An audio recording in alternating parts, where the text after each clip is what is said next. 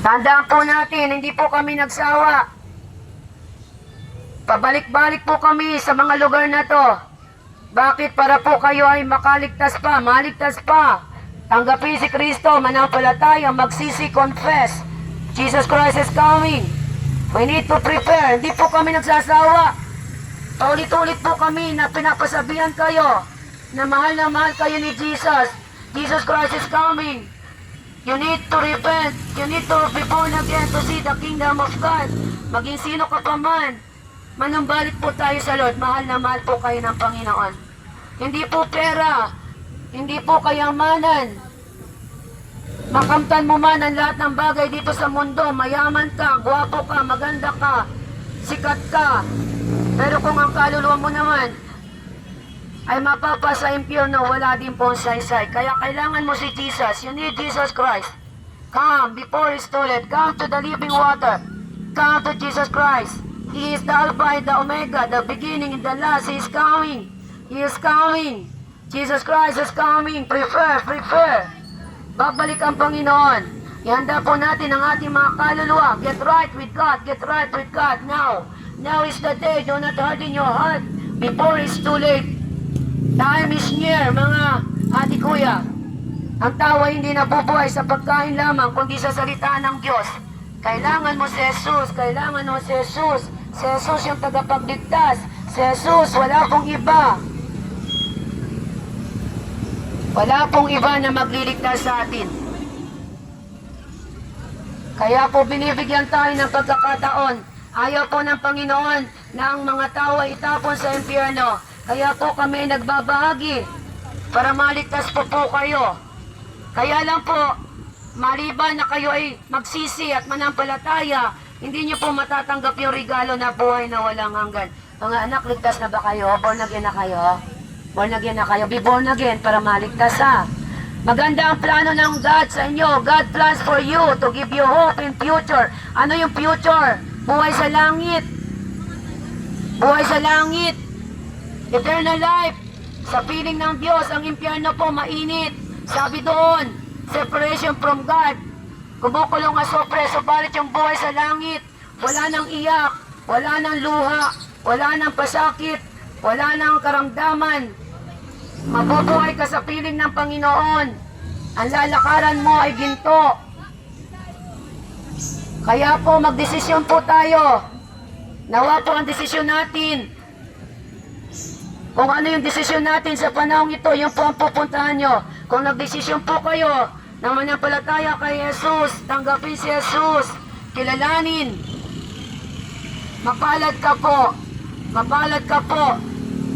Dahil matatanggap mo po yung biyaya ng kaligtasan, yung regalo na buhay na nakahanda sa mga mananampalataya. At kapag ikaw ay nanampalataya, ikaw ay, mga anak, born again na kayo, born again na. Be born again, babalik na si Jesus ha. Be born again, manampalataya, manalig, magsisi. Kapag kayo nanampalataya, gagawin kayong anak ng Diyos. Once na ang isang tayo nanampalataya, nagsisi, you will become a child of God. Gusto nyo bang maging anak ng Diyos? No religion, relationship with the Lord.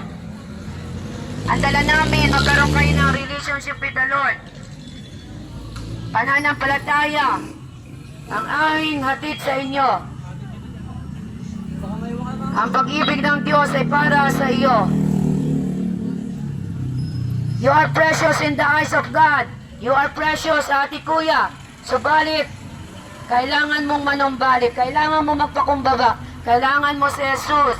Kailangan mo ang kaligtasan na offer ng Diyos. Maliban na tayo po ay manumbalik sa Diyos, hindi po natin matatanggap ang regalo na buhay sa walang hanggan. Kaya come, before it's too late, come. Pakunti ng pakunti ang panahon, ang oras.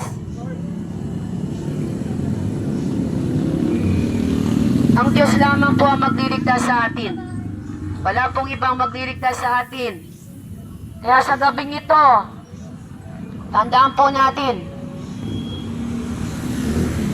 ang gabing ito, kayo po ay nakarinig ng salita ng Diyos. Ang salita ng Diyos na si Jesus Christ. Si Yeso Kristo lamang ang magliligtas sa inyo. Wala nang iba, walang pangalan sa silong ng langit na ibinigay para may maligtas. Only in the name of Jesus. Kaya call upon the name of the Lord and you will be saved.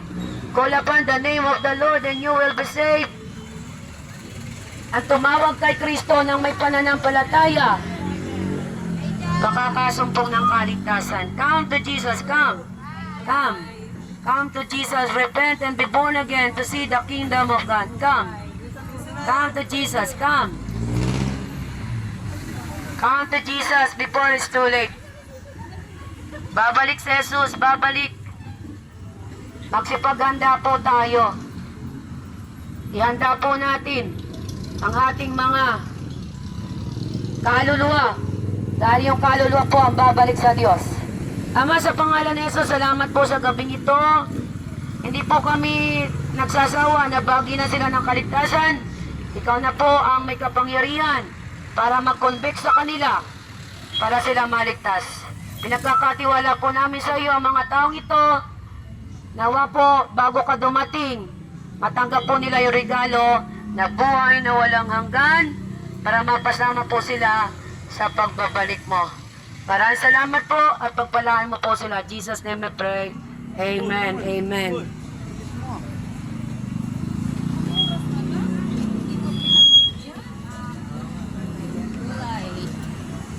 Daming tao.